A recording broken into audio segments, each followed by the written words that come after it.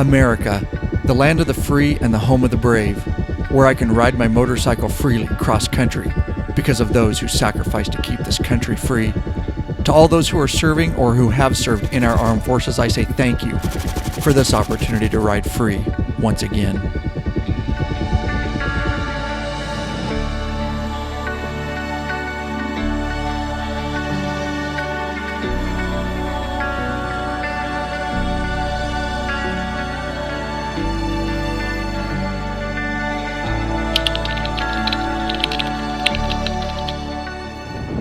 Say it, dude. I got one question for you. Are you ready to send it? Nice, bro.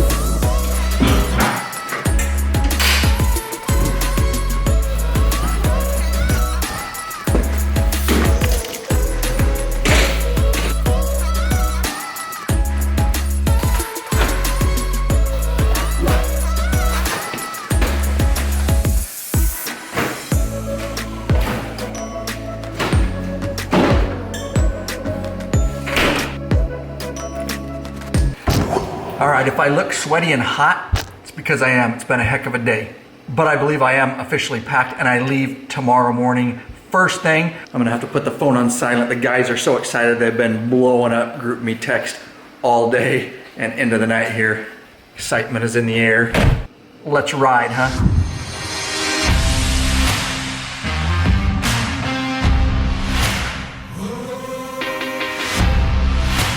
June 2018. Me and my brothers set out on a 10-day, 4,500-mile cross-country motorcycle trip that would take us through 12 states.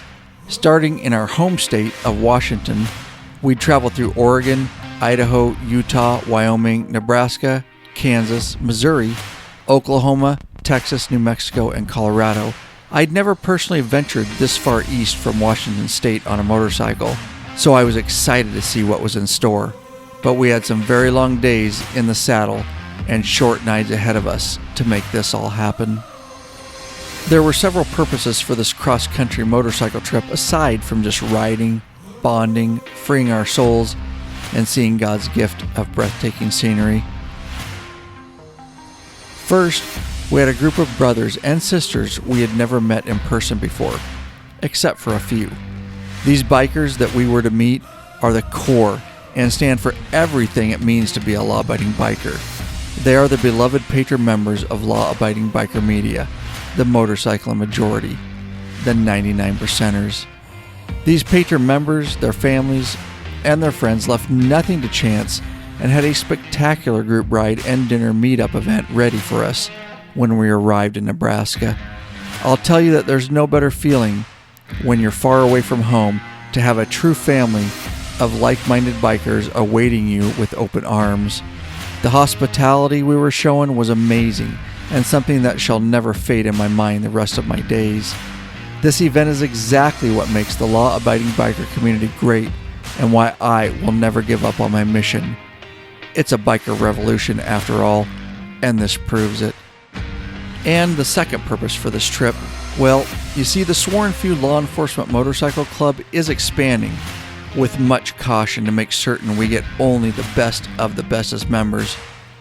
We had a group of guys that are a prospective chapter.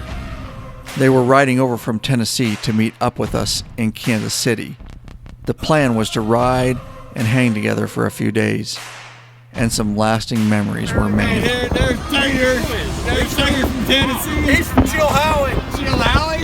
So, this is a documentary film of our motorcycle travels over 10 days, 4,500 miles in 12 states. There were amazing roads we rode, and those that were not so amazing. Although riding many miles and long days was a big part of this trip, the complete experience would be a combination of the places we'd go, the scenery we'd get to see, the people we'd meet, the bonding, the culture, the laughter, the frustrations, and yes, the mini debacles. So hang on tight. This is our 10-day Midwest motorcycle trip.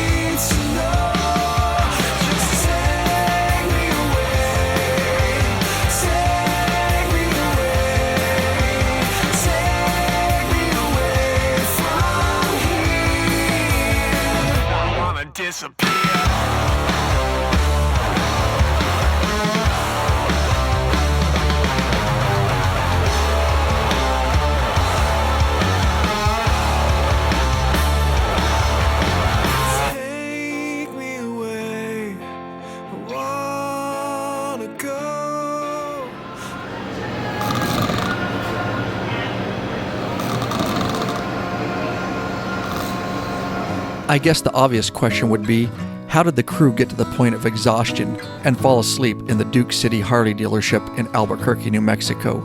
Well, we'll have to go back 7 days prior to sort things out. Here we are, bright and early in the morning, day one. There's a gas leak in North Town and they can't seem to fix it up, so they call you. The start of this first day, I only needed to pick up Law Dog, so we met for a quick cup and chatted about what the trip may bring.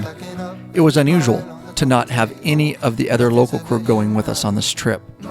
We left Yakima and headed straight towards the Tri-Cities to meet up with members of the sworn few Red Mountain chapter. Law Dog and I just rode, and it was a beautiful morning. It felt good to relax and breathe, and try to sort out what this trip may bring. That first leg of a trip is always a time of anticipation and excitement, and it makes you ask yourself, will I get to do and see the things planned, and what unexpected experience are in store for me? What permanent memories will be etched into my mind? We met up with the guys at Rattlesnake Harley-Davidson in Kennewick, Washington, and it was time for some bro hugs. What's up, boys? Believe that, no, you just can't believe that. Rattlesnake Harley-Davidson. You sold a few bikes to Yeah. the guys around here. Yeah.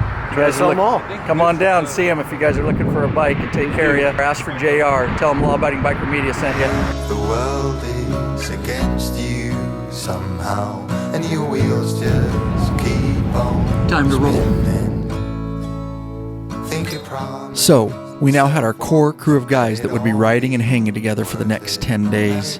We had no real purpose this day, other than laying down freeway miles to get to Twin Falls, Idaho, where we'd be staying for the night. However, this day would bring an experience I was not anticipating and won't forget.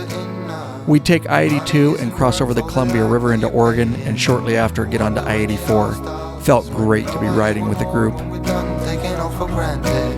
Nothing's ever enough. New product we started carrying in the Law Abiding Biker store. Biker jerky. It's in the lab store. Oh, that's got a nice pepper to it. Biker jerky. You gotta get this in your saddlebags, guys. This is great. Best meat you've had in your mouth Oh, in since years. last night. Oh, yeah. Wait till your saliva moistens it and it just flavors awesome. Oh, yeah. I've heard that before. Wait till the saliva moistens When it. your saliva moistens it, it tastes great. So we're a little Yeah. over 8.5, 9 hour day. Yeah, just a warm-up day for Oh, For yeah. us, Just bike easing into it. Oil barely gets warmed up on the bike. That's That's right. freaking day. For granted, nothing's ever enough. Nothing's ever enough. Oh, and it's all going faster. And you can't get a hold of things, and you're longing and searching for something more. And you try to remember all the good things that your mama told you. It turns around, you see. It takes time, but you just can't believe that. Believe that. No, you just can't believe that.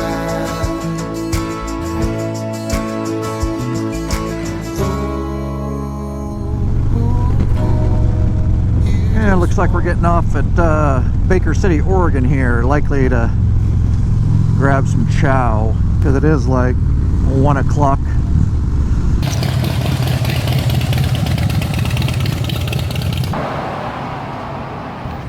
AJ's Corner Brick Bar and Grill.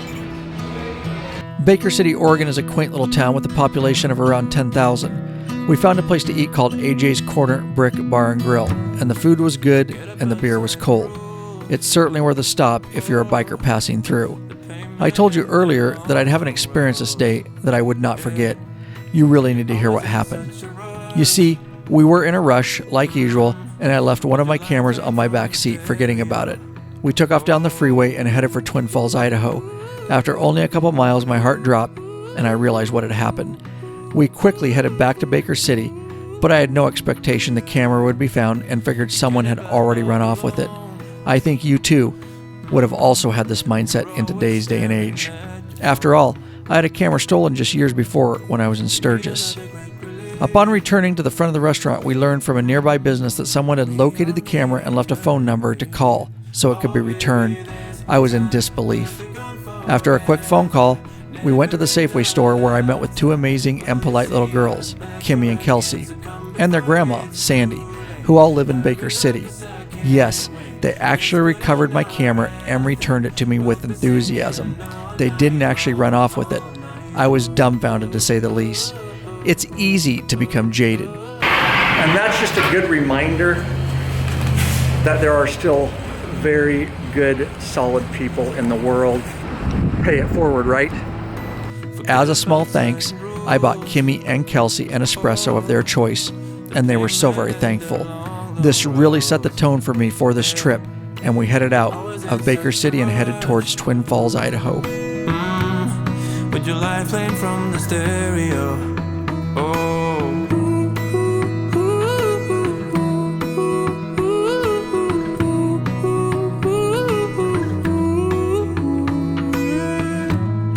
You get it, but all alone. And you're always staring at your phone. You need another great. We arrived in Twin Falls, Idaho, which was our destination for this day. We quickly got checked into our hotel. We walked a short distance for a quick dinner at the La Fiesta Mexican restaurant. We had a great dinner and winded down for the day. Good service, good food. The owner of the restaurant realized we had a YouTube channel. Say hi to YouTube! And he decided to serve us up with some shots on the house.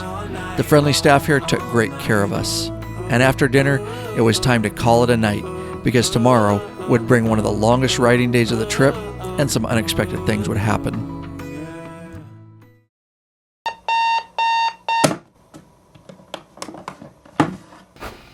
Morning, sunshine. Already this morning? It was a short night, dude.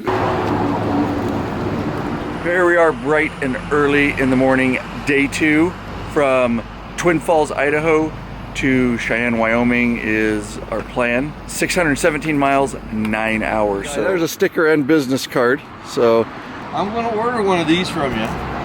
the Zero 3D, yeah, he was interested in GoPro mounts, so. A few of us were up early so we could visit the majestic Snake River Canyon at sunrise. It sits just north of Twin Falls, Idaho. The Perrin Bridge crosses the canyon and was once the highest bridge in the world when it was built back in 1927. On September 8, 1974, Evel Knievel attempted jumping this canyon on his rocket-powered cycle, but failed when his parachute deployed too soon and brought the rocket to a stop in midair. He drifted to the bottom of the canyon and barely missed going into the water. Motorcycle trips bring you many surprises, and this early morning activity was not planned until the night before at dinner. I can tell you that it was a humbling experience of pure beauty that I'll never forget, and it became an unexpected highlight of this trip. Yeah, put this one on your bucket list right now.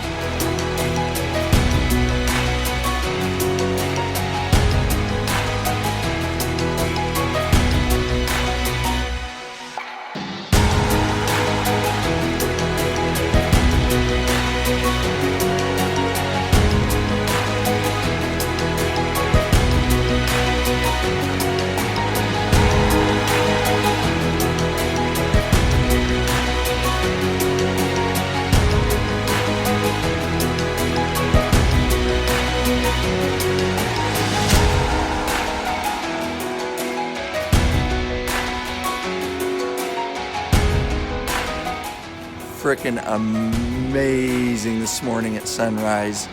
Totally worth getting up early. If you're in the area, you've got to check it out. Yeah, if you're ever in Twin Falls, we'll stop at the bridge. Either side, just go down, you can go underneath. Take a look around. Heard it from the man right there, I agree. Hey, Starbucks called the police because they said you locked yourself in the bathroom, so they called the police. You've been trespassed from Starbucks. And we left Twin Falls, Idaho early and started laying down the miles as we needed to get all the way to Cheyenne, Wyoming. Out in stormy weather, I might have the blues, but nothing ever stopped me from dusting off my shoes. You might think you'll see me falling to the ground. We had to make multiple stops for gas, water, and food, of course. And quite honestly, those stops can create much laughter at times. Robbie? What did this guy... So we're at a gas station in Utah and some guy said something.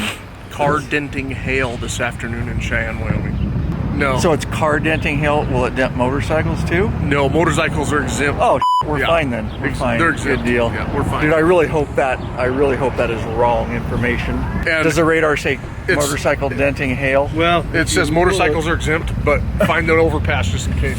Sturgis Jeff is out, everybody. Rob, Sturgis Jeff is out. He just put on 2 rings and took Oh his yeah, helmet off. Utah Jeff. You put rings on? This is Utah Jeff now. No helmet. Oh, you're just going no helmet. Oh yeah, full on. Till that hail starts. That'll feel good. Where's the hailstorm supposed to be? Well, you can ditch the helmet, dude. It's no big deal if you go down. Your head will be fine. Right, don't worry about it, dude. You're probably good. Right. I'll do what's right. So the angel on the right shoulder, the little guy on the right shoulder saying do what's right? Yeah. Yeah, attaboy. Way to cave to pressure. Pretty irresponsible. Right, no helmet. And we'd make another stop in South Weber, Utah to meet up with Popeye, who had left Twin Falls early to meet his sister for breakfast. Hey Scott, I thought your sister didn't was it you asking for pictures of his sister? Scott last night, was that you? I just asked her. Just no comment. You knew it was coming. We still had a ton of miles to go, so we wasted very little time and headed out of Utah and into Wyoming via I-80.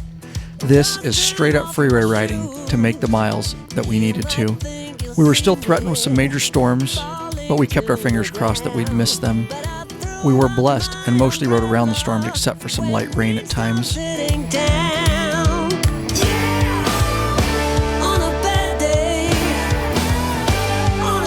We made it to Little America in Wyoming for lunch, which sits in the absolute middle of nowhere, or as I like to call it, BFE. They call it Wyoming's Little Oasis. This place only exists because of travelers and truck drivers, as it is located on a coast-to-coast highway, I-80. It has all the necessities such as gas, food, and rooms. The food is definitely not something to holler about, but it will get you by and get you back on the road. A lot of mayo. Pretty good though. Have you eaten here before? Is it good? It's good? All right. You like the relishes. What are you getting? Nice. Nice. I might do that. Put the sweet relish on it. Yeah, Popeye. Ride that. Look at that. It's got a hump back there for you to sit on. No nuts to butts here. Oh, no. See, people get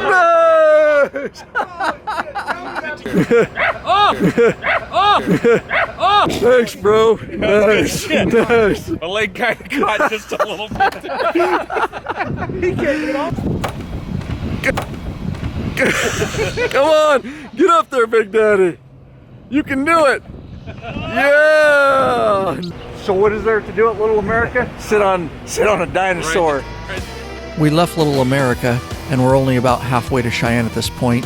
We still had 294 miles and 4.5 hours saddle time to go.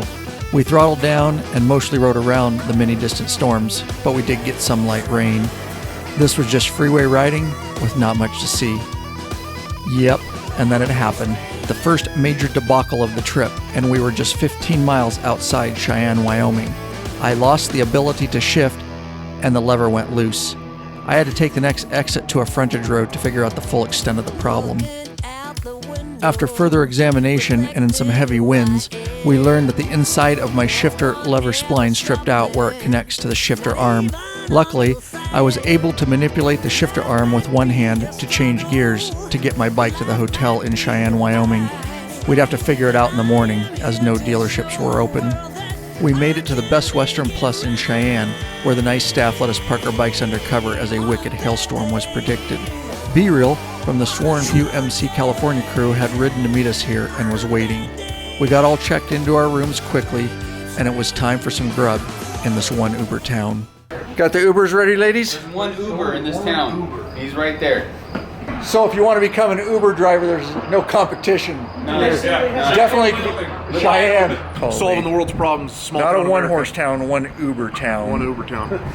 And we got to make sure when Lee and all those guys get out that they call us right away. So Brad has the app up and running right here, so that we know when the one Uber opens as soon as they get out, so we can nav it on the app. But it says not available. So, we hailed the same Uber twice and got the entire crew to T. Joe's restaurant that had been recommended by hotel staff. We were all tired, hungry, and thirsty. I think everyone that was at T. Joe's that night would tell you that the food was outstanding and the steaks were done to perfection and delicious. I highly recommend stopping by T. Joe's if you're riding through Cheyenne. The ambiance and relaxing environment at T. Joe's are also worth noting.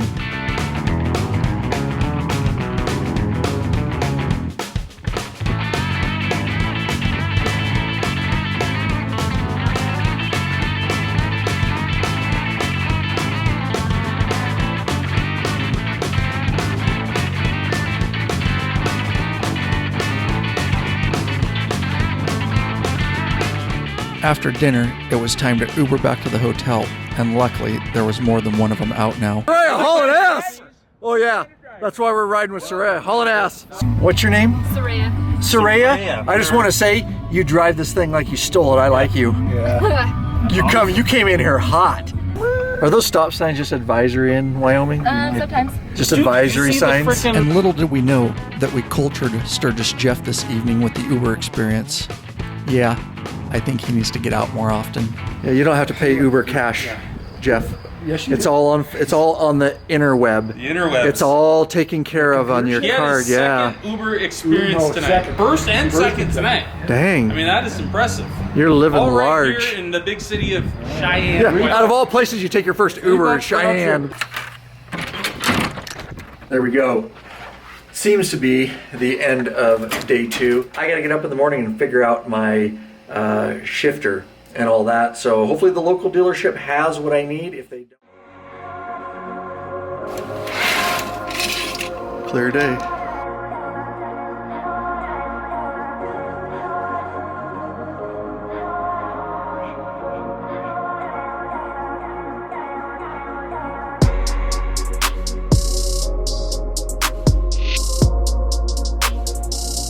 So arrived early here at High Country Harley-Davidson in Cheyenne, Wyoming. Hopefully has the parts for my shifter. So you're aware of this problem? It's a very common. I know it is, and I knew 14 to 16. 14 to 16. Yep. Very common. I knew it too, and I was like, I've redone the linkage because that's a problem too, but I didn't do the back side of the splines there. Oh. Right, the shaft and the arm. Exactly. And if you guys are booked, I get it, I'll do the work right here in the parking lot, but if you guys aren't booked, nice. Yeah, they do have it, so. Thanks, Robbie. Brad, can I just ride on the back with you? Oh, definitely, dude. Yeah, we can ride, what do you call it, where I'm facing him. Oh, yeah, with reverse cowgirl? Yeah, reverse cowboy, dude. No. Straight up, dude. Come on. What'd you do to your wrist, dude? Never mind, we don't want to know. Never mind. Nice. And I got a shirt. Hi. Hi. Can you hold that up for me for a sec? Yeah. Got to get a shirt while I'm here. Until I melt this hundreds of times a day. Oh yeah, dude. I'll do some cone work with this, buddy. Oh, cool. Sticker. I told you guys I would. So you sold me a shirt. You're a good salesperson. Sold me a shirt and she sold me a sign. Right there. Awesome, man. All right. Hey, thanks a million, buddy. You guys really good dealership. With my bike fixed and a $50 deductible, it was time to hit the road as we were behind schedule. We needed to get to Papillion, Nebraska, as a sworn few MC Perspective chapter had ridden out of Tennessee to hook up with us for a few days. It was going to be another day of long, hot freeway riding via Interstate 80. To reach as far as we needed to in the short amount of days we had, this was the only way. Some will fade and some will shine, aiming for the goal. Been trying hard to sell your soul, oh so many times before.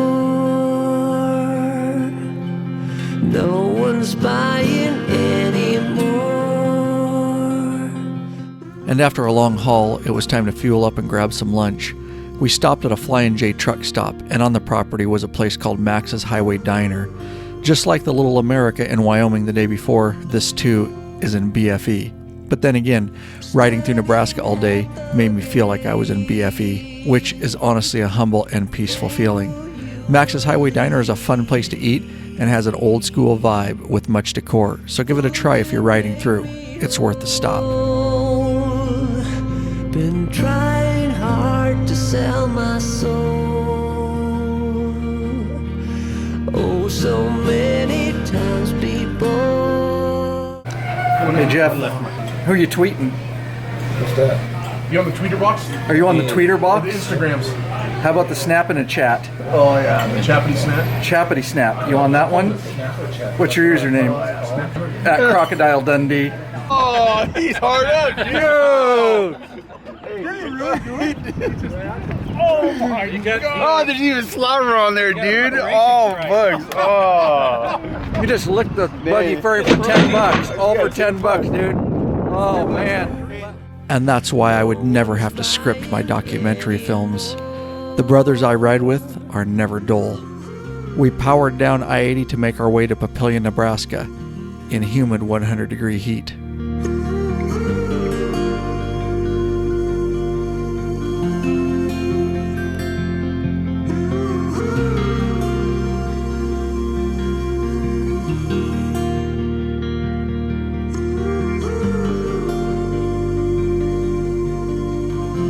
And we arrived at the Fairfield Inn and Suites in Papillion, Nebraska, where we'd be staying the next several nights.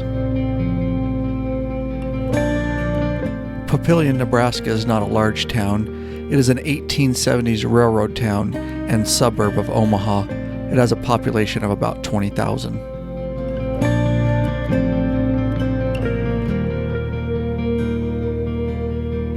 Patron, Russell Roberts. Hey guys. Right here waiting in Papillion, Nebraska the night before the Patron event. How far did you ride, brother?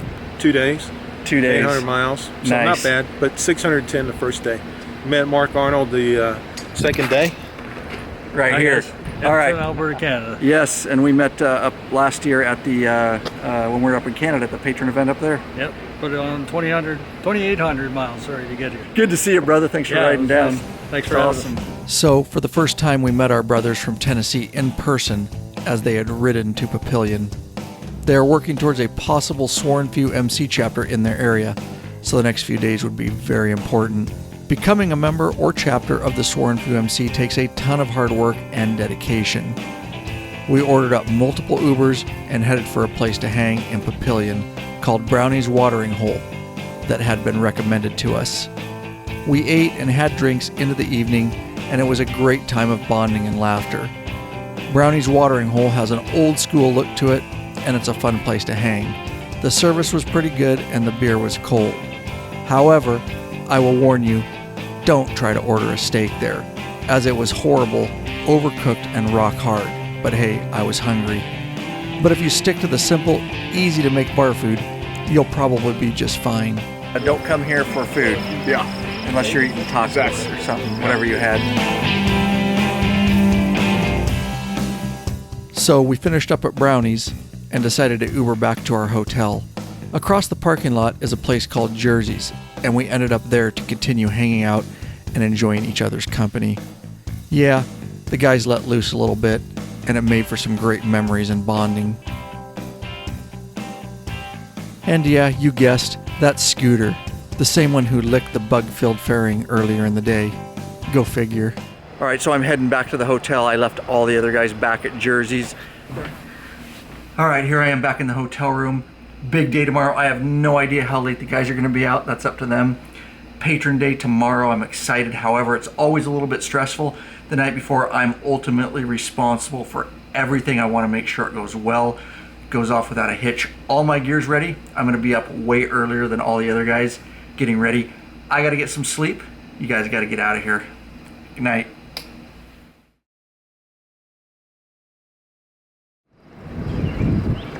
All right, here we are bright and early. It is Patron meetup day. I'm gonna go get a coffee and prep.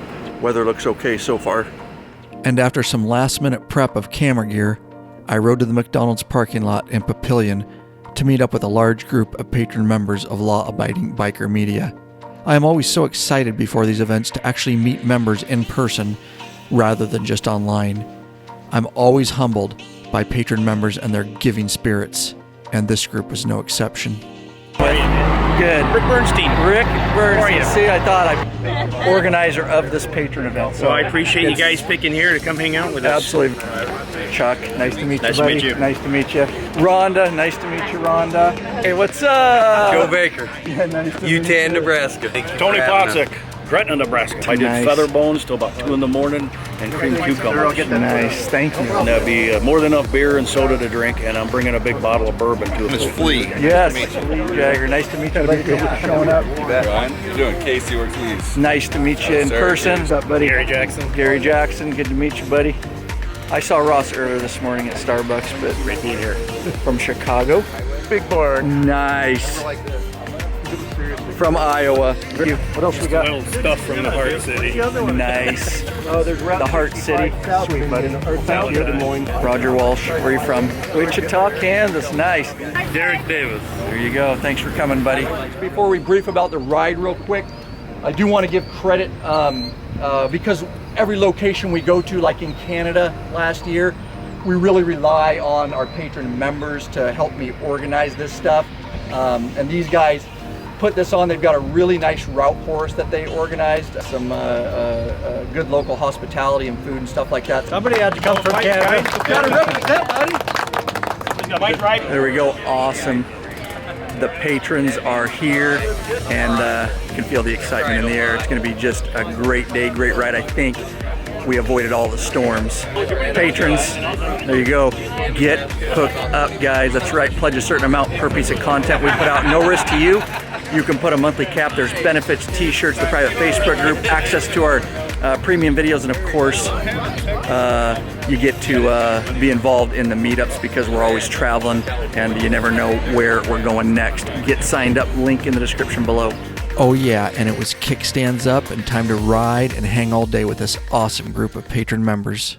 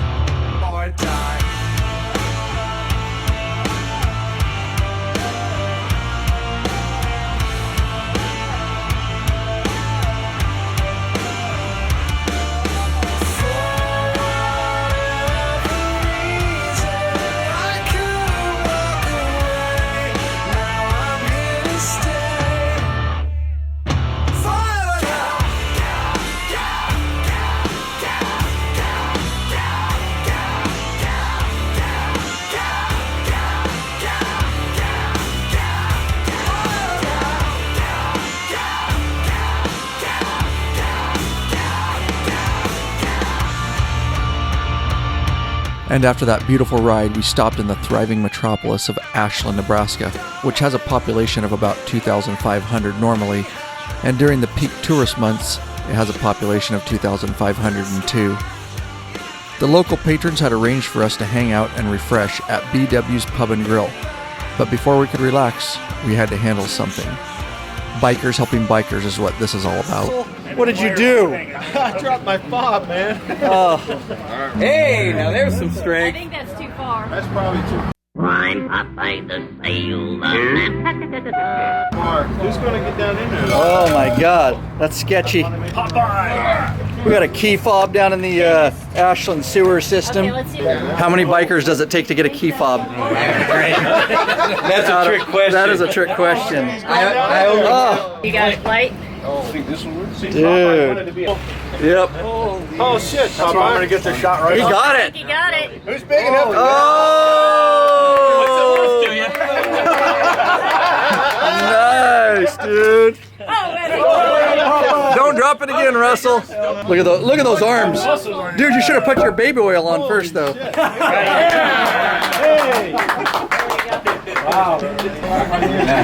Nicely done, bro. Nicely done.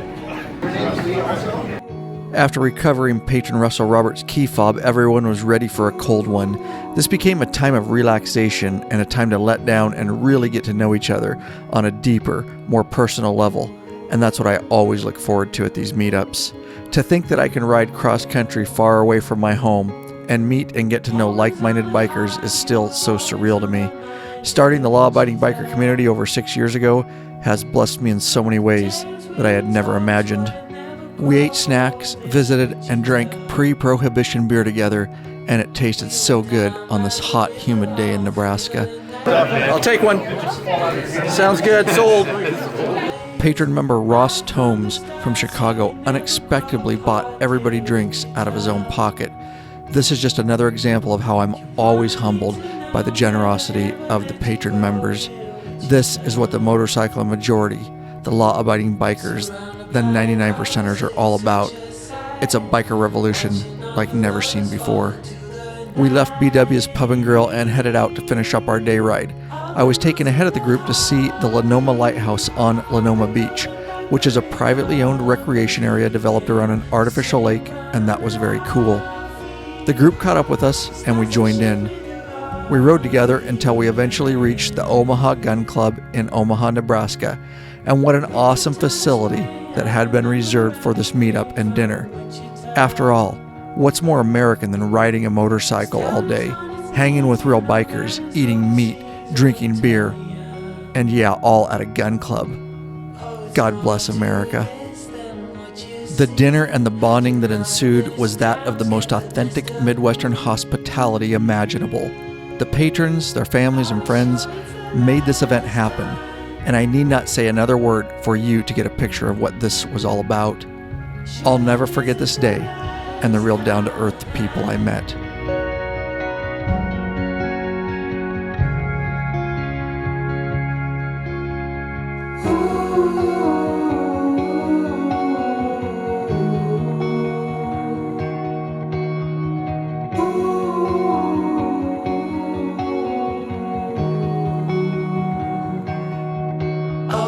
Down by the river all through the night, watching the stars in the city light,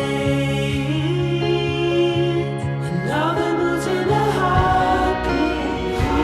We're going back where it all began, the same ground under our feet. Starts to shake with you all we can, but we're caught in a landslide, so we stay up to the morning light.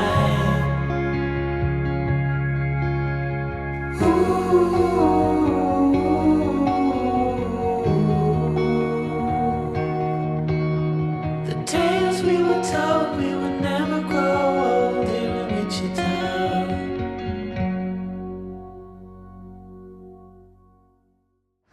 There you go. Patron event 2018. Pretty good event, huh, Mark? It was awesome. Better than Yeah. last year almost. Oh, you Except can't say that. in Canada. You go! Yeah, nicely done, bro. Nicely done. And there you go. Day 4 is a wrap. I'm gonna try to get some sleep because I am exhausted.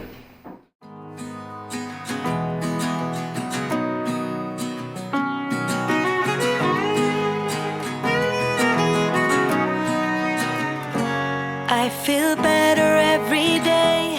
So, day 5, up bright and early in the morning here. Short ride today, 165 miles, about 3 hours. We're just going from Papillion, Nebraska, and we're gonna end up in Kansas City, Missouri. Everyone met up with me at a coffee shop where I had arrived very early like usual to get some work done for this film. We all put our rain gear on in preparation for predicted precipitation. You know, riding in rain gear, putting it on really sucks, but it's better than the alternative of being soaked and cold. It wouldn't be the Midwest if we didn't get some golf ball sized hail on us. Hopefully we have to dodge a tornado. That's really the trifecta here. Awesome. A downpour, some good hail, and a tornado. No doubt. Then it's complete. And so we hit the road towards Kansas City, Missouri. Now that the Patron meetup day was over, it was time to turn our attention back to our brothers out of Tennessee who are seeking to start a Sworn Few MC chapter. And it's a good thing we geared up because we definitely hit rain. But only 165 miles to Kansas City, Missouri, that's nothing.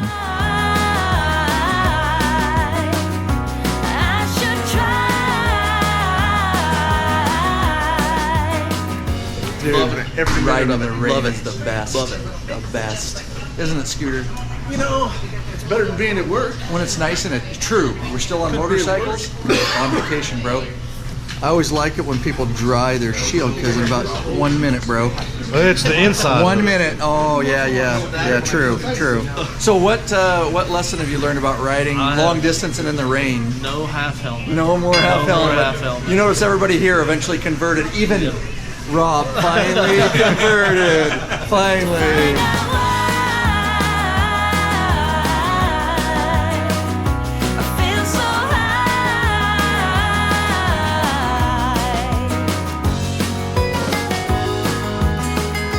It's a good thing it was a short riding day because something unexpected would happen just miles outside of our hotel in Kansas City, Missouri.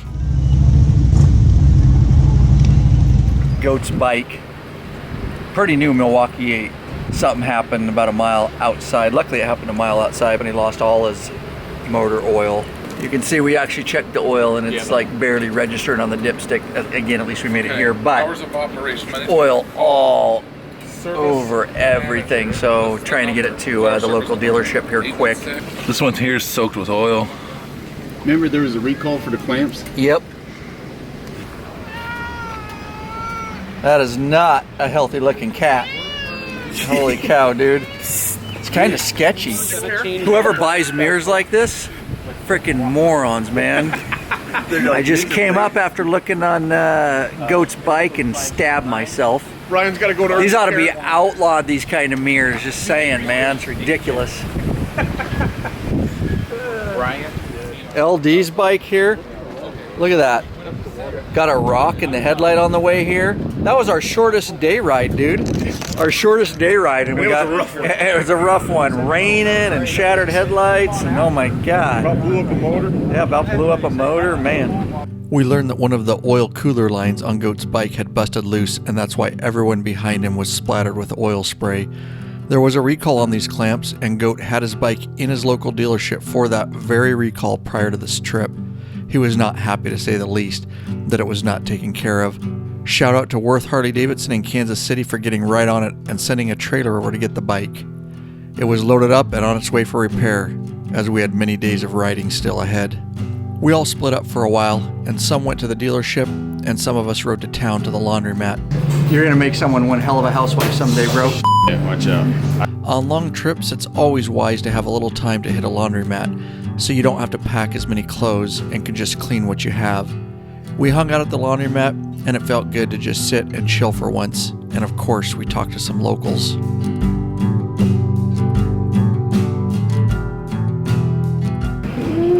Just say it. Getting the real deal from the locals. And just around the corner there. Thank Yeah, you. no problem. We're at the Hampton Inn in Kansas City, Missouri. Dropped some gear and we're headed to a baseball game. What baseball game? Kansas City Royals versus Los Angeles Angels. the Los Angeles Angels. So a little entertainment for tonight. Kansas City is the largest city in the state of Missouri and has a population of about 488,000, making it the 37th most populous city in the United States. We didn't get to spend much time in Kansas, so I must return someday to really experience it. Tennessee's behind us, dude. They stink. Hey, there's another. Yes. What 40 years? Is it this muggy in Tennessee ghost? Yeah, we're on two. Yeah. Same? Yes, pretty You much. guys are crazy, man. Pretty much. How was that? How was that riding in the rain, that bike? That's a little sketchy. Dude, you're alive, man. Yo, what's up, Brother? Iron butt, dude. Real quick, how many miles, and how long have you been riding, dude, from Washington State to Kansas City, Missouri? 26 hours and 15 minutes. 26 hours. 1,670 miles. Dude, you are a frickin' machine. Real deal here, guys. Holy cow, man, I'm glad. You look tired. So, dude, all you did was stop for gas. That's it. What was in there? I tossed the pepperoni sticks. Oh, yeah, right. Strap like food to yourself, dude. It's like a dog treat. Yeah, right. Nice, dude. Little tip trick of the day, man. And you just put it, you get your name on a website, right? No, you can get like, they'll send you like a plaque. Oh, okay. Like a certificate, patches and all that stuff. And while Jonathan went face first into a pillow, Goat and the others were still dealing with his bike issue. And the rest of us, we headed to Kauffman Stadium for a Royals game. Hey, did you guys have some possum pizza or anything down there in the holler? Oh, yeah. Down in the Oh, holler? yeah. Straight up fresh possum pizza? Yeah, boy. Yeah, boy. You like to eat armadillo? Or what? Armadillo? Oh, yeah. Armadillo. How do you say that down there? Armadillo. It's funny every time.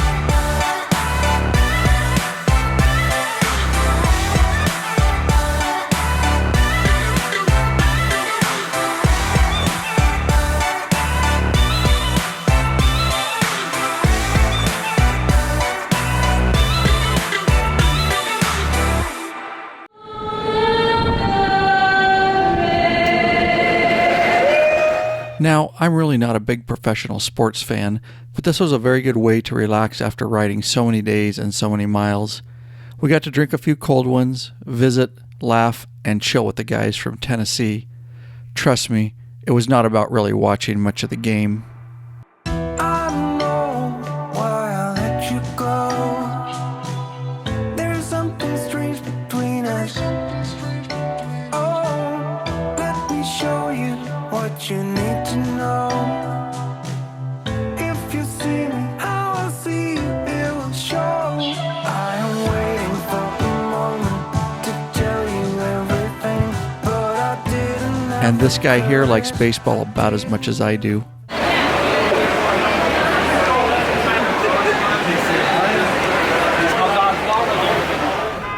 So who won the game, bro? The Royals won 2-0. 2-0. Is there anybody else that knew that? Royals won. Yeah, We're all visiting. We don't even know who won. I don't give a shit. Isn't that what baseball's about? Nobody don't really care if they watches. won. They just go and visit. Right. I have- Apparently the other guys are, they hooked up with some local guy and they're literally riding in the back of a pickup truck, to yep. some barbecue place. They don't even know who played. Right, they don't even I don't know even who know played. if they know we're in Kansas City still. They heard. Pretty they standard. Heard. Pretty standard. They heard double.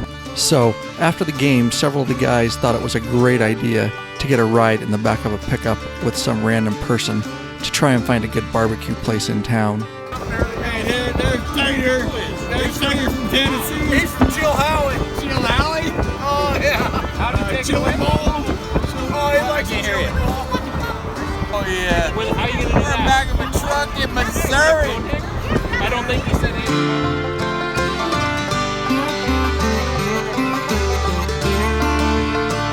The rest of us, we took an Uber to hopefully meet up with them after we figured out where they had actually gone. We did finally locate the other guys, and we all met at Gates Barbecue in Kansas City. We had great service, and the food was great, and I recommend it if you're in the area.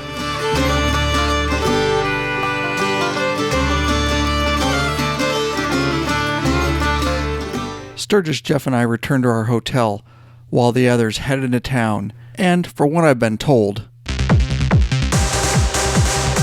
several had a very late night.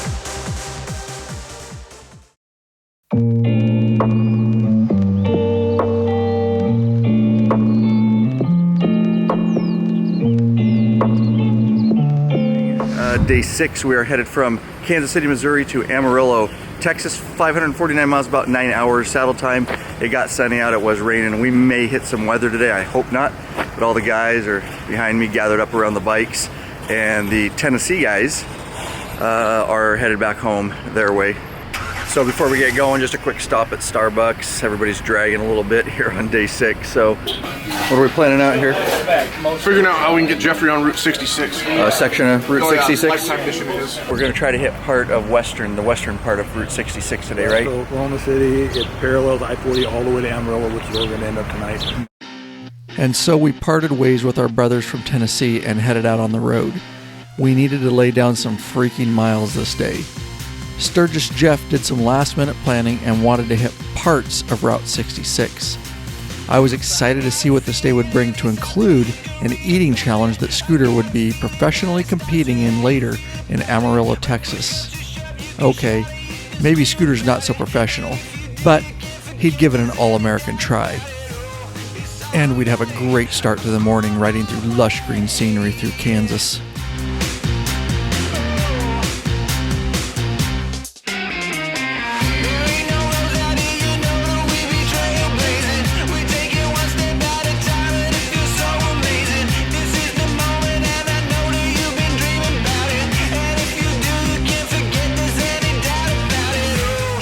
Dude, you have the steak challenge tonight, bro, and you're filling yourself. How are you going to complete the challenge?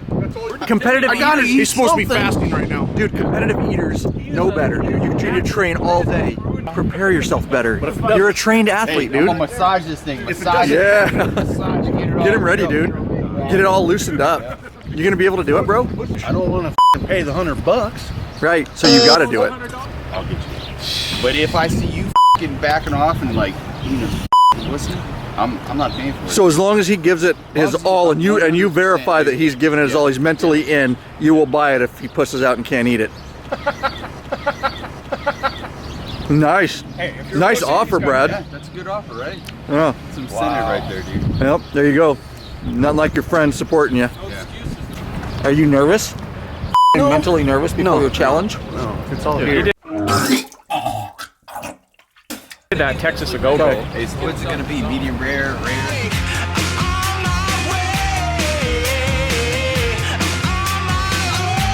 We continued our freeway riding southwest through Kansas, and we were having pretty good luck with the weather and making time. Then our luck ran out as the weather moved in on us. Oh boy, it's cooling down quickly. Feels good, but oh yeah, we dropped like 10 degrees as we work our way towards that. And we made an emergency stop to gear up for the storm.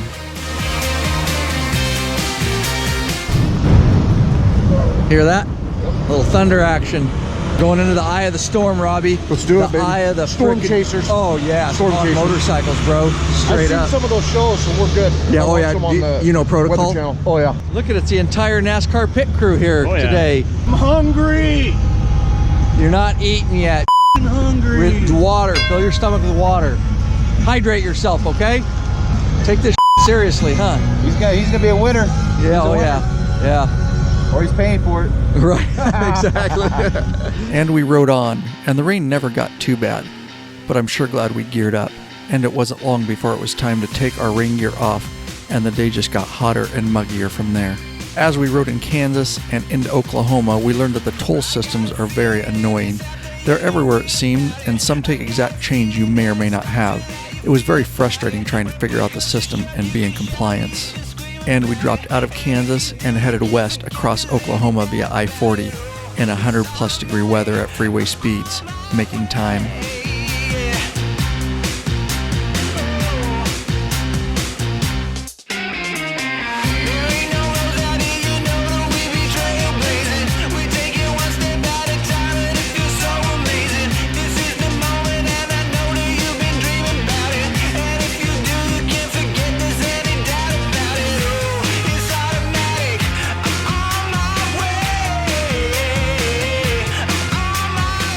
And we were able to get off I-40 for a moment at Weatherford, Oklahoma, and hit a small section of Route 66.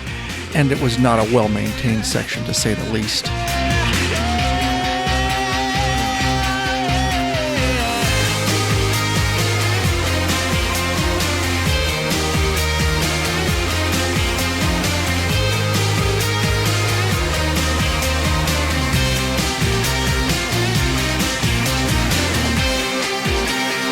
We got off I-40 at Elk Ridge, Oklahoma, and made a very quick stop at the largest Route 66 sign in the world at the National Route 66 Museum, and it was pretty cool.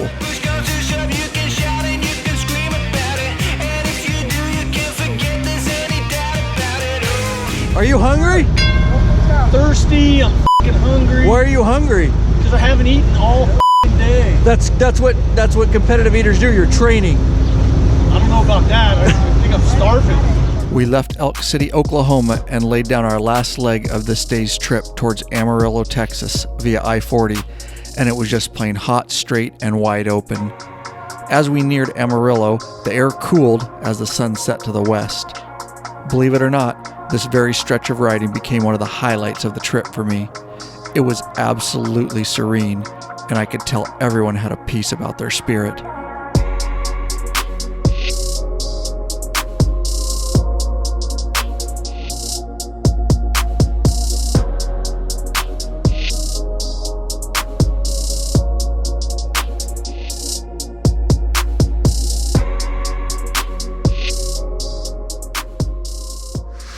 Warning, what you are about to see is that of a highly trained professional eater and bullshitter. Law-abiding biker advises you not to try this without proper training and proper peanut gallery to assist.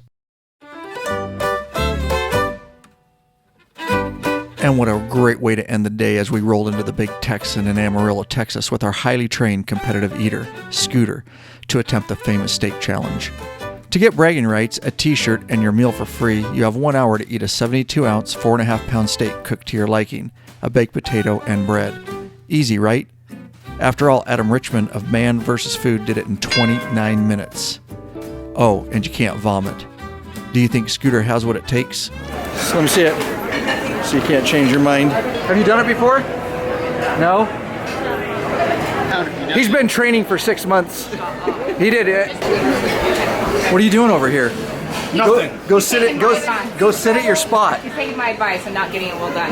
Oh, nice. Does he have to eat the potato and everything too? Yeah. So the whole thing? Everything. Okay, nice. Okay, so somewhere here we got a subscriber to the YouTube channel he just called out. What's up, brother? Not much. How you Crazy doing? world.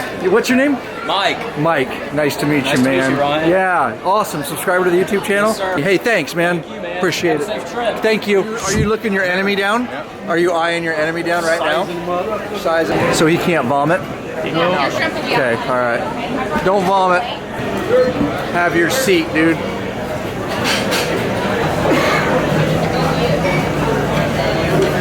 Oh yeah. Nice. First bite, dude. First bite. And time starts. You've trained for this for 6 months.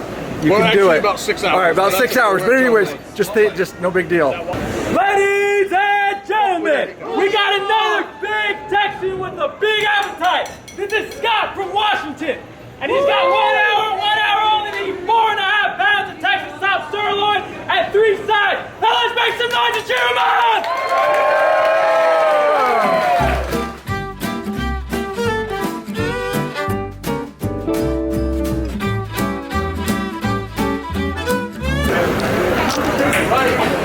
Doing well, but a long ways to go.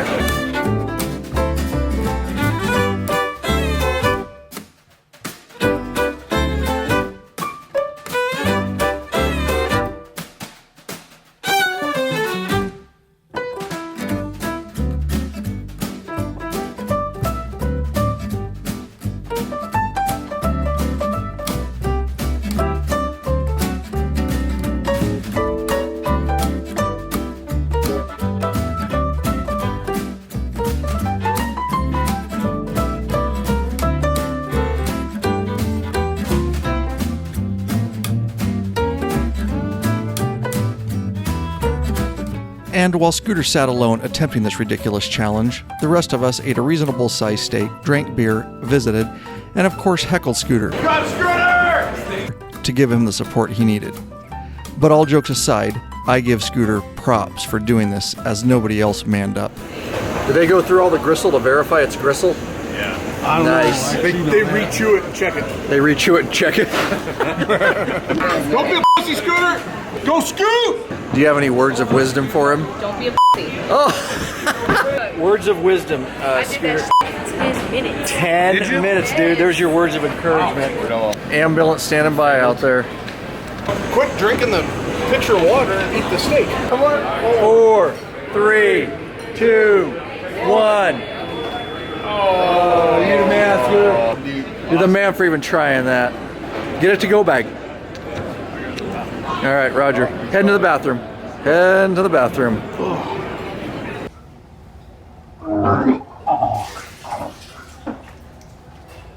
Gonna weigh it to see how much Scooter actually ate. How much? 17.5. 17.5 left, bro. That's pretty good. That's dang good, man. And you get to keep that cup. Shirt. See, you get a free shirt out of it, bro. It is. I tried. I'm trying to eat it all. So if you come to Amarillo, Texas, you got to try the Big Texan. Really cool place.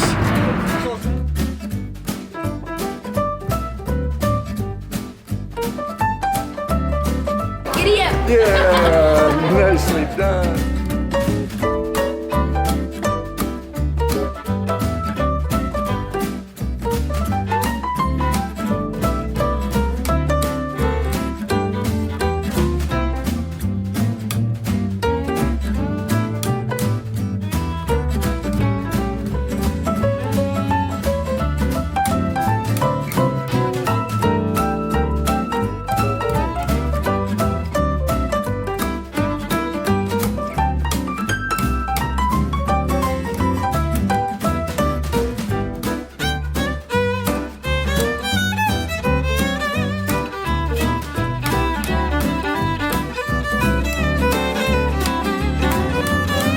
And what a great day this ended up being.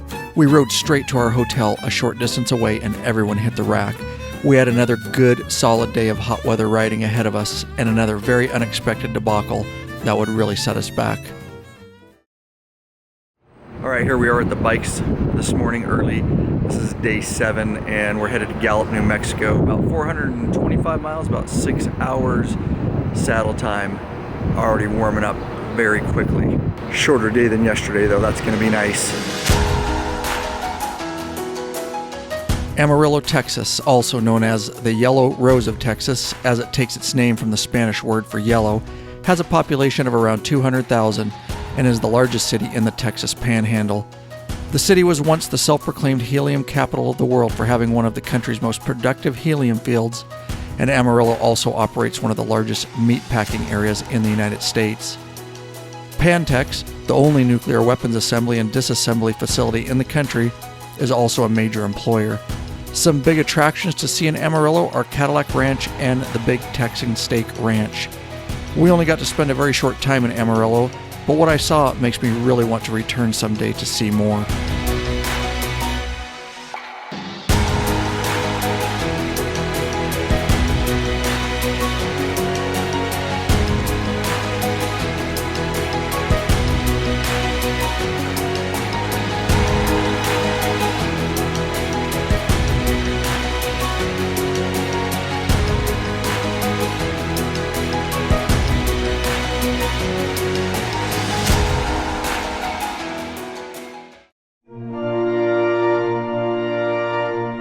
Nice to meet you, brother. How you doing? Say hi to YouTube. From here? Huh? From here? I'm from North Carolina, man. North Carolina, nice. Yeah. You're gonna bless our bikes? I want to bless you, and that way when you're blessed, your And bikes us. are blessed, your house is blessed, your mess is blessed, everything's blessed. He needs to be blessed. We all need it, don't we? You can eat it Thanks, all brother. day at the bike. Do you have to eat it? You have That Philippians 2:15 Uh-huh. on the cross is that you be blameless and harmless, the sons of God in the midst of a crooked and perverse nation. Among them you shine as lights. Nice. Father, I thank you, Lord, for these brothers, my brothers, our brothers. I thank you, Lord. we still have to make decisions, right? All right, dude. So everybody said you had a nightmare after the state challenge while you were sleeping last night. Yes, that is true. So, this nightmare I had last night, I kind of opened my eyes in this dream, and then I didn't know where I was at, and I looked around, and I realized I was laying on a plate. So I look up, and then there's this big f***ing cow, and he had a knife and a fork, and he started cutting into me and eating me. So your dream was a cow had you on a plate and was trying to eat you? Yeah, it sucked. And after we were blessed by some nice folks at Starbucks, some of the guys apparently needed to go to a cowboy store called Cavender's in Amarillo, so they could feel like, well, cowboys, I guess. Even though they rode motorcycles and not a one of them even owns a dang horse. Will you tell these guys they're not cowboys? They think they're cowboys and they're gonna get a belt buckle. All right. They think they're cowboys for the day. Good choice, Robbie. Oh yeah, I'll try. Good choice, good choice. And after the crew all felt like real cowboys, it was time to hit the road for the day.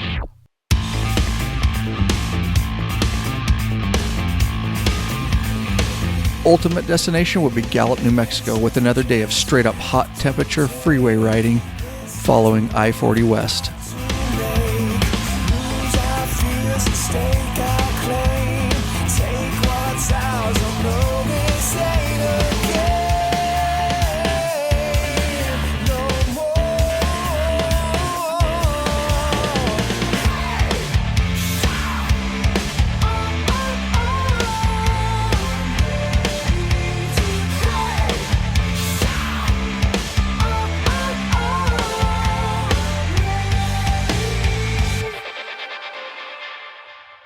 Scooters. That 82-year-old woman. At our did. first stop, Scooter's in the bathroom. He's feeling the pain from the steak challenge last night. Oh, that sounds horrible. Oh my God. Let us know. We'll call 911 if you need it. By the way, I will let you know he went in the ladies. Dude, so much for the steak challenge, bro. Not normal. Didn't sound, dude, it did not sound normal in there, I'll tell you that. We hit the road and bombed straight through to Tucumcari, New Mexico. Tucumcari. Tucumcari. We wanted to get off I-40 here to hit a short section of Route 66 and visit a souvenir store. It was about 100 degrees and the shop didn't have any appropriate air conditioning. Tucumcari, okay. Did I say it right? With my accent? All right, I got an accent, don't I? But the nice lady inside gave us waters to rehydrate. We shopped around and I got a Route 66 sign for the law-abiding biker studio.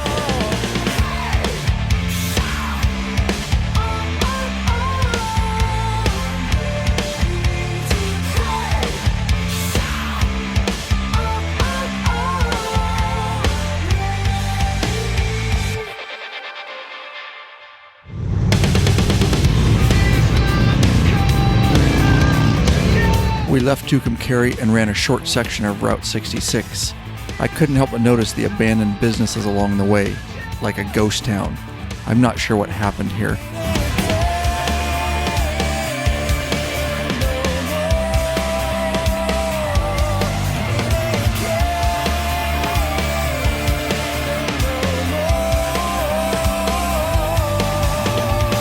Shortly after, we met back up with I-40 and throttled down towards Gallup, New Mexico.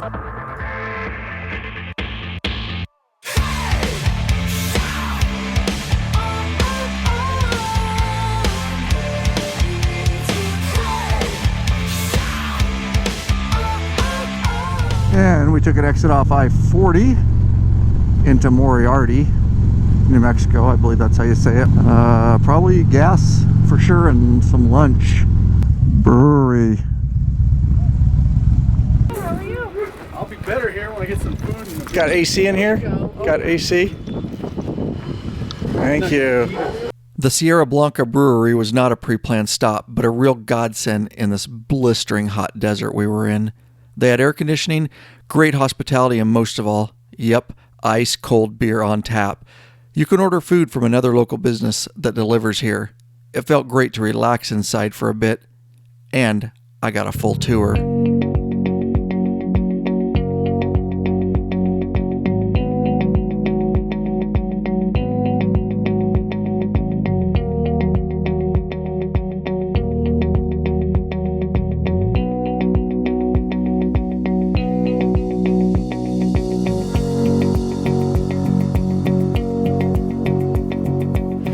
So Sierra Blanca Brewery. Say the town's name, Mark.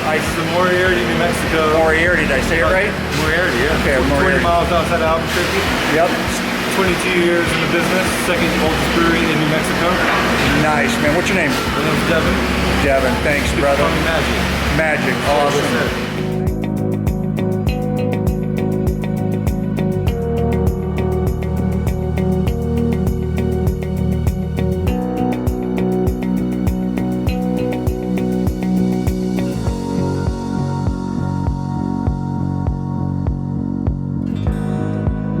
So on the weekends? Weekends we got live music, Fridays and Saturdays. Food trucks, Fridays and Saturdays. We got Oktoberfest, blues barbecues, many other events throughout the year. Thank you. All right, Sierra Blanca Brewery. Thumbs up. And after lunch, it was right back into the blistering heat, running straight roads towards Gallup, New Mexico. The scenery did get a little greener as we neared Albuquerque. And yet another debacle of the trip happened 10 miles outside Albuquerque when B-Reel started having wiggle in the front end of his road glide. If something's going to break, it'll definitely do so in the extreme heat. We slowed down and limped the bike to Duke's Harley-Davidson in Albuquerque to figure things out. Another debacle. Oh yeah. Bar for the course. Yes, sir. I need a new couple shirts to get me through the trip. I don't think we're going to laundry. That's an experience move, bro. Straight up experience. So, hi, young lady. Sell me a shirt. I'm showing you the Duke City Harley Davidson Albuquerque t-shirt. I'll take one. Okay. Large, Size. please. Large? Okay. See, I'm an easy sell. Leave our mark, baby. Wheel bearings, even though it's a 2017, got to replace front bearings.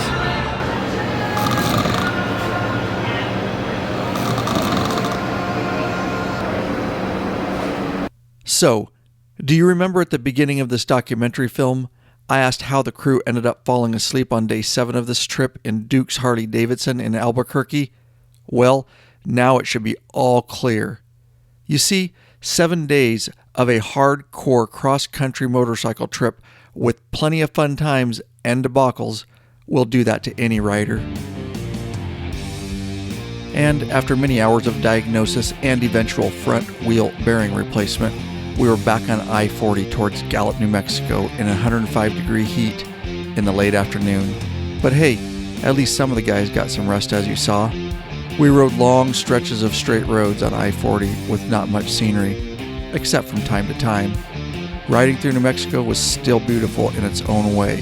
And hey, I'm still on a motorcycle, riding with my brothers many states away from home. And it's hard to beat that.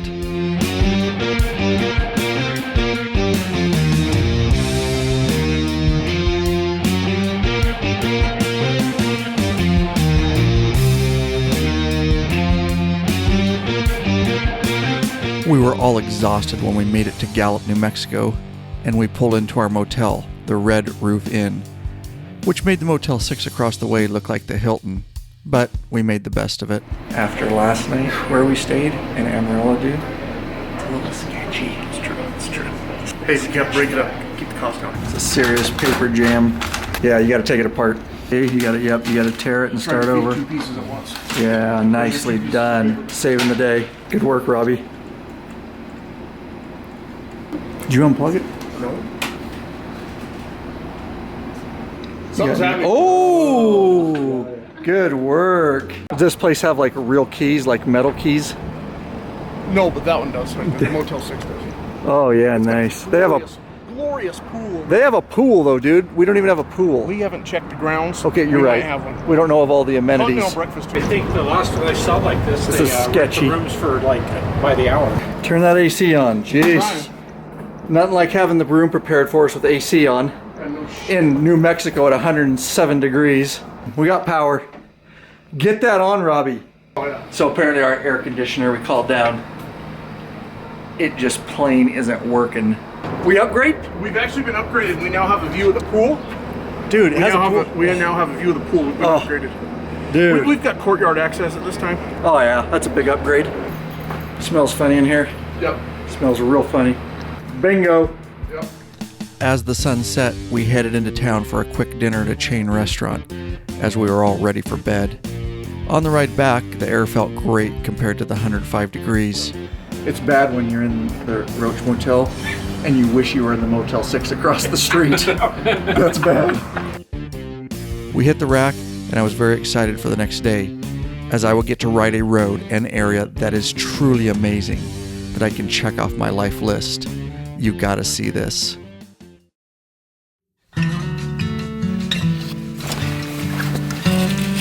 Day 8.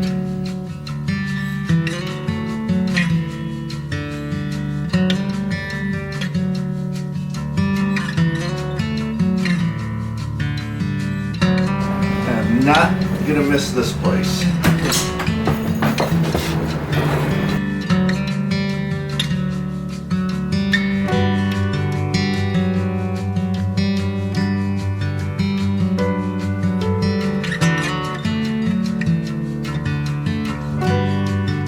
Gallup, New Mexico to Grand Junction, Colorado. Gallup, New Mexico. For bikers, I'll say that it's a fair place to stay in between destinations, but there's nothing real exciting here. It has a population of about 22,000, and a substantial percentage of that population are Native American, with residents from the Navajo, Hopi, and Zuni tribes. The city was founded in 1881 as a railhead for the Atlantic and Pacific Railroad, and named after David Gallup, a paymaster for the railroad. It is on the trails of the Ancients Byway, one of the designated New Mexico scenic byways. Because of the nearby rugged terrain, it was a popular location in the 1940s and 50s for Hollywood westerns.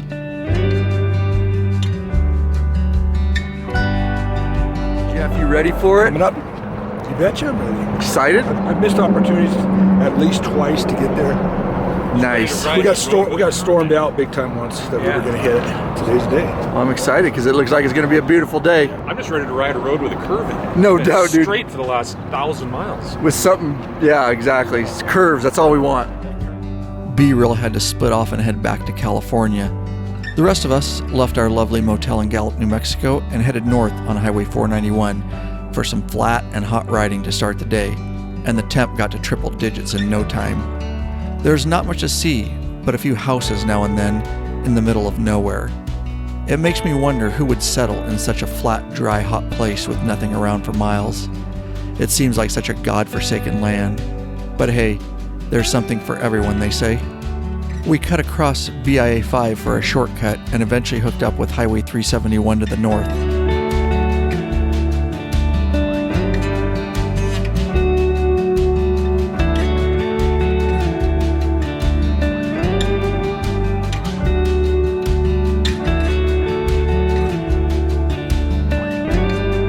It was north from there on Highway 550.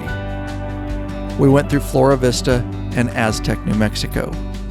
As we crossed into Colorado, it was becoming greener and more beautiful, and that was very welcome to us all. We were all anticipating what we knew was to come later this day. We made it to Durango, Colorado, and stopped at the dealership for a break. Dude, no more flat freaking dry, no curve roads, dude. It's nice. This is so beautiful. Dude, that road coming down in. Yeah. And then the one before that. Right. Dude, I wish we would have had a clear stretch. Totally, dude. It's gonna get better though, bro. Look at to the north, man. Oh my God. Hi. How are you? All right, I need one of you to find your favorite t-shirt. That's what I do at every dealership. I'm usually in agreement. My wife says I wear way too many black Harley shirts, so I need to do color. Let me see that. That is pretty cool. All right, sold. Puente, he'll always find the clearance rack for us. Yeah, buddy, because he's smart. This is a cool, from what I've seen of it just driving through this Durango, I would love to come back here and stay for a day and just check it out. It looks really cool. Oh yeah, and the time had finally come, and I could feel the excitement of the crew. What, you ask? Well, we were headed out of Durango, Colorado to ride the $1 Million Highway, which is well known by motorcyclists as one of the best roads to ride. But more about that highway a bit later. For now, we just wanted to enjoy the ride there, north on Highway 550 out of Durango towards Silverton.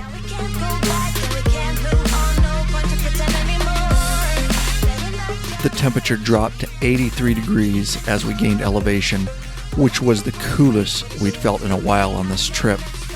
The smell of the trees was welcome, and the cool, fresh air could be felt in our lungs. After days of pounding the miles on flat roads in triple-digit temperatures, I know that each of us felt that we had earned this ride.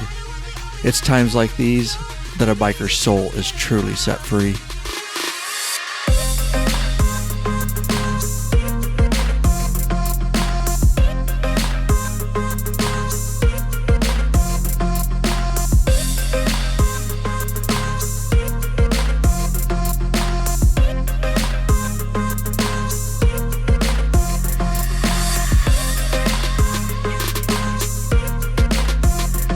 And we made it to the start on the south end of the official $1 Million Highway. Yep, it gets even better than what we had just ridden.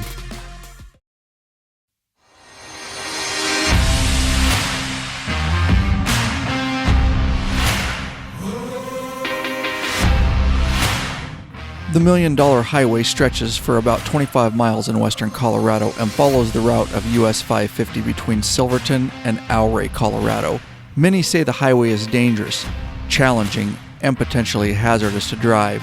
It's characterized by steep cliffs, narrow lanes, and a lack of guardrails. But I'll tell you, it's worth it.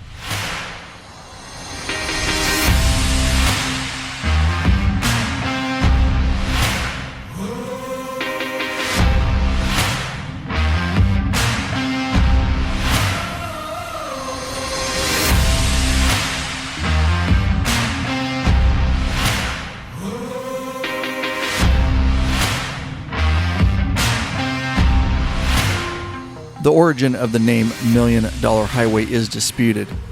There are several legends, though, including that it cost $1 million a mile to build in the 1920s, and that its fill dirt contains $1 million in gold ore.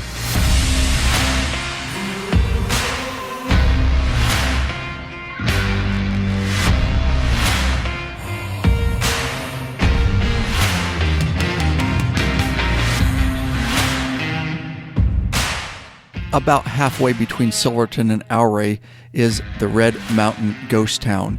It was once the largest mining camp on Red Mountain Pass.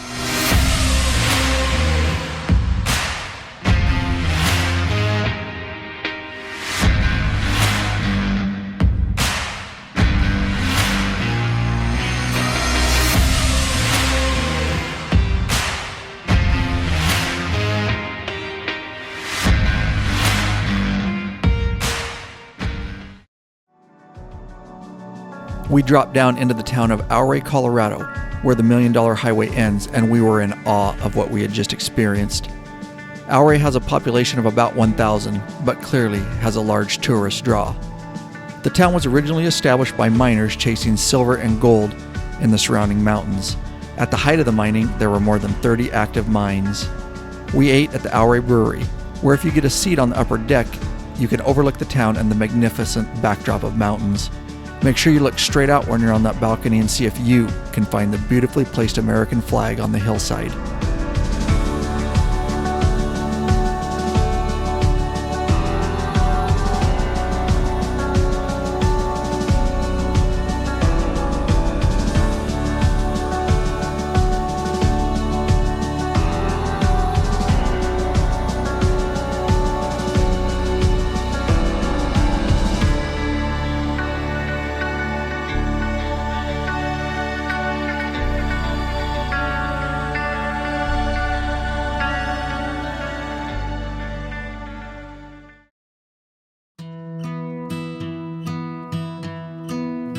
And we left Ouray for our last leg of the trip this day towards Grand Junction, Colorado, via Highway 550 to the north. We went through the city of Montrose, where it turns into Highway 50, and continued on, eventually going through the city of Delta and others. It wasn't long before we were back into some long, flat, straight roads. Yeah, 100 degrees out, crosswinds, severe gusts. It's a good idea. Good idea not wearing a helmet there, Scooter. Yeah, nice. You get it, but all alone. And you're always staring. It didn't matter what Mother Nature was throwing at us at this point with the wind and temps, as I know that in our souls and minds, we were all still back on the $1 Million Highway. Oh baby, this time will be gone forever. Never in a lifetime will you see us back here again. So come before it's too late. Hurry now, cause I can't wait. Let's put on our anthem. We'll be singing all night long, all night long. How's that hat and glasses treat you in that severe crosswind? Woo, that crosswind was a bit. Yeah. I didn't want to take my hat off because it was holding my glasses on. How are you, young lady? Good, how are you? Good. Hot? It's hot and windy out there on the freeway. Are you stealing that? Are you stealing that bike? I'm gonna call 911. Sir, step off the bike. This guy's stealing a bike. I just leave it running all night.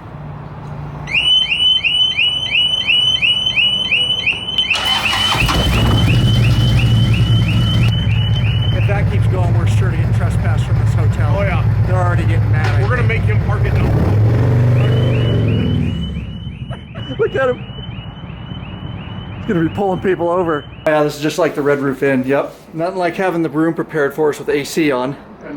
In New Mexico at 107 degrees. Very similar.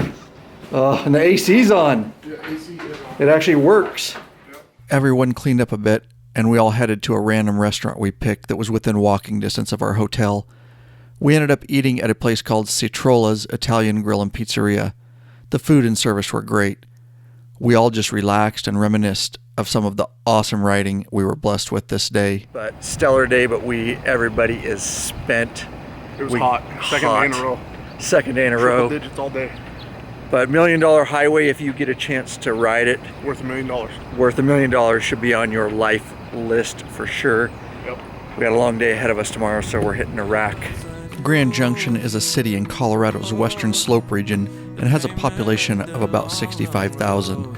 It's known as a hub of Colorado's wine country. The Grand Junction area has developed as a mountain biking destination, with many bikers coming from all over to enjoy the area's abundant single-track trails. I'd like to go back to Grand Junction someday and spend a bit more time.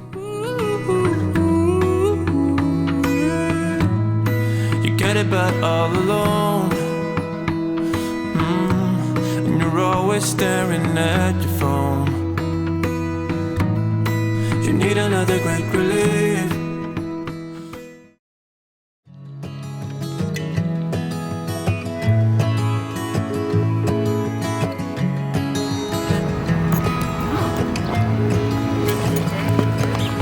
Everyone guzzled some coffee at Starbucks in preparation for the 630-mile freeway riding day. Are you ready for this 630-mile day? Hell yeah. It's supposed to be like 78 up there. We're gonna have to get coats on if it's 78 in Boise. That's like freezing temperatures. Our bodies are acclimated to 100 plus. I don't know what we're gonna do. I don't know about acclimated. Yeah, we're not acclimated, never mind. We hit the highway about 7:15 a.m. and started on I-70 North. Our ultimate destination will be Boise, Idaho this day. Shortly after leaving Grand Junction, we crossed into Utah. There's nothing special about this portion of the ride, and it's wide open. But I will say it felt very nice at only 73 degrees. You're learning from mistakes that you did last. Send me your letter when you're done. Evaluating what your short life has become. You should know. This happened all the way back in Kansas City, Missouri. We knew about it, Robbie's bike, and yesterday he lost a piece of glass. When we get home, we're going to replace it with one of our in-stock Vision X headlights anyways. I don't think any of us had a high expectation for this day. We just simply needed to lay down miles and take very short breaks. But we got off I-70 and headed north on US Highway 6 towards Salt Lake City. And wow, what a pleasant surprise that was as we got past Price, Utah. It was great to ride the curves, see the beautiful rock formations, and ride in the cooler weather. I definitely suggest riding this highway if you get a chance. It's totally worth it.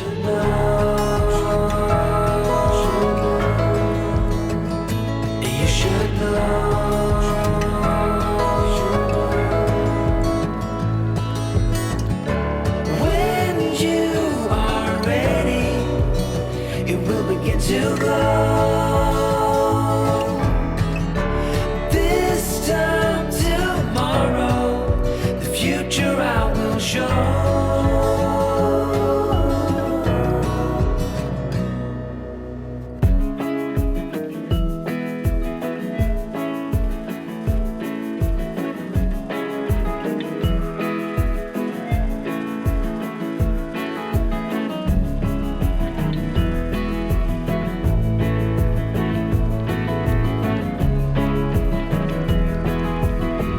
Well, we powered through to Ogden, Utah, and that's good. That's about half the miles down.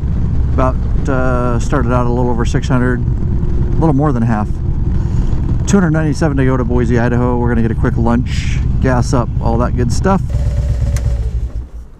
Oh yeah, making good time. Yeah, that's what I figured. Doing good. Kind of quick. Yep. What'd you choose, Scooter? Yes, I did. What'd you choose? I got the spicy Italian. Yeah, nice. We ate a little something healthy at Subway. You guys ate at Wendy's? Yep, it was great. Probably wanted to keep the grease in your system, didn't want to shock it or anything? Yeah, you don't want to go abnormal while you're on vacation. I mean, you probably had a heart attack, dude, if you wouldn't eat grease. Yeah. Right. Yeah. Poor Scooter missed his In-N-Out burger.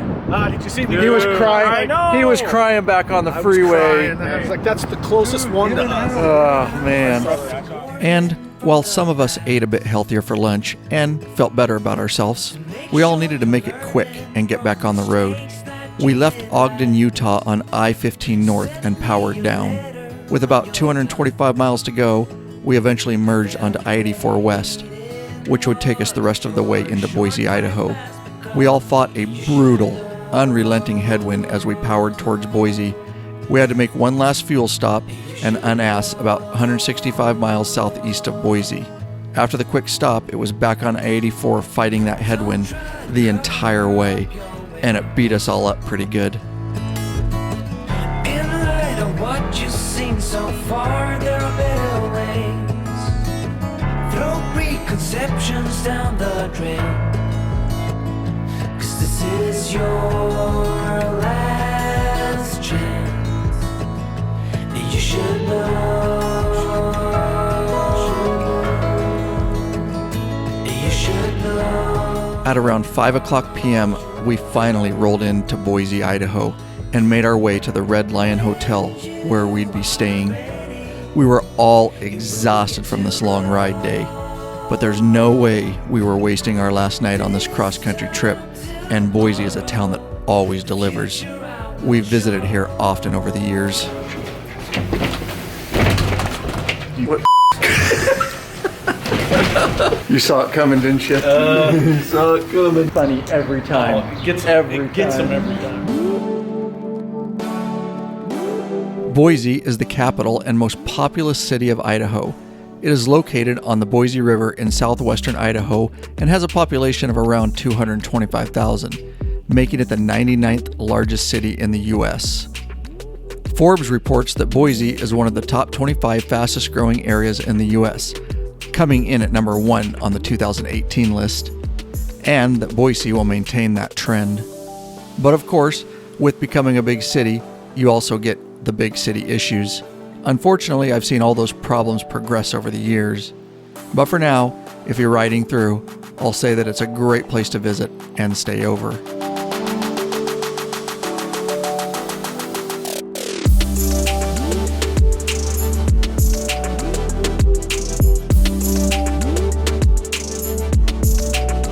Going downtown, Robbie. Let's do it. Going downtown. Oh, God, bad idea. Some debacles have happened in downtown Boise before.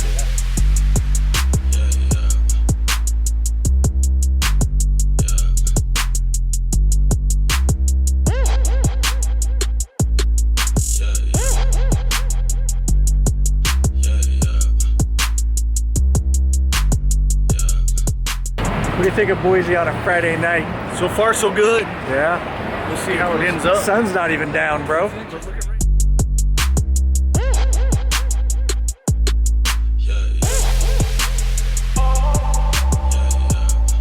We decided to eat at the Bitter Creek Ale House in downtown Boise. Besides it being packed, the food and service were pretty good. Oh, and the beer was cold.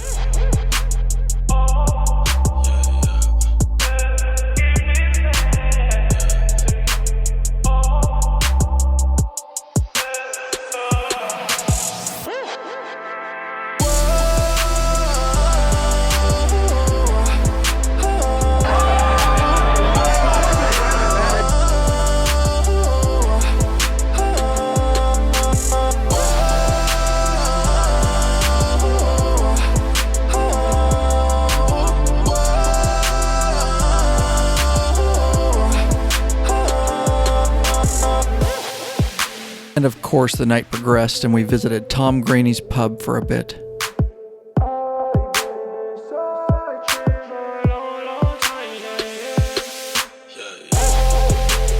We ended up at a favorite watering hole of ours called Reef, and we always hang in the upper outdoor tiki bar. And you can guess the memories of this cross-country motorcycle trip that were spoken this night. Like old fishing stories they were.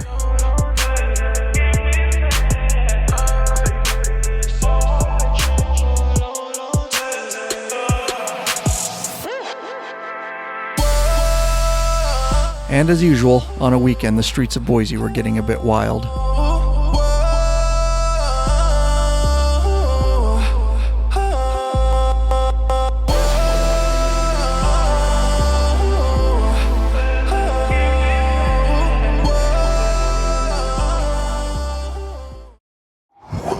All right, here we are, final day, day 10. Headed from Boise, Idaho to Yakima, Washington area. 356 miles, about 5.5 hours settle time, easy day. We're gonna get out of town a little late. I'm up early to enjoy the morning. Some of the guys had a little too much fun in Boise, Idaho last night. We decided to start the day right with a good breakfast at Cracker Barrel in Boise. It's always good food if you've never tried one. Scooter's alive. He's alive. I ended up getting a few more gifts for my daughters back home, and I have no idea how I found room for them as I have to pack so much film gear along with my regular gear, but I did. Then it was a quick cup at Starbucks to really get the blood flowing. Well, just getting done at Starbucks here in Boise, Idaho. This is the last leg of the trip. It's just me and Law Dog together for the last leg. The Wenatchee guys took off early. They got a longer ride, the Tri-Cities guys, so kind of happens the last day. Everybody breaks off, but we're going to throttle down and get home. So Law Dog and I hit the road, which would be freeway riding via I-84 to the northwest out of Idaho and into Oregon. The last leg of the trip is always somewhat emotional, in a weird sort of way, and there's an unexplainable inner peace that happens. Although you've had a blast on the trip and created unbelievable memories, you're also exhausted and looking forward to getting home and seeing your family, being in your own house, and sleeping in your own bed. The miles go by so quickly as the entire trip replays in my head. The good times, the laughter, the brotherhood, the sights, the sounds, and yes, the debacles, all play back for me like an old movie. I find that the trip was really just a 10-day blur, and the memories, they'll take time to fully reveal themselves to me.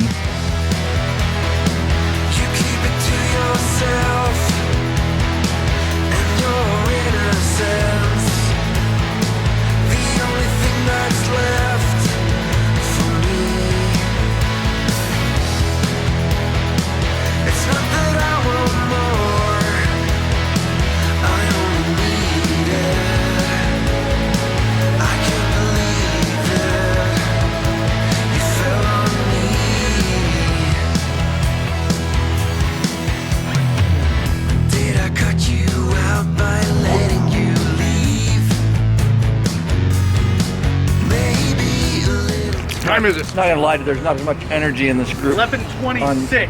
Is it day 6? Yeah. What? I have no idea. No, it's day 6 because we had one down day, the Patron ride. It's actually day 6, right? I got 5 on the right plan. Well, yeah, because one day was down. We didn't have a ride plan for one day, but technically we're No. Tuesday, right?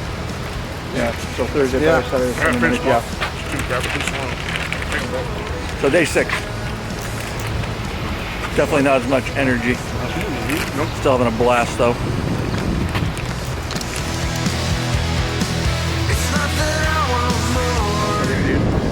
I got one question for you. Are you ready to send it?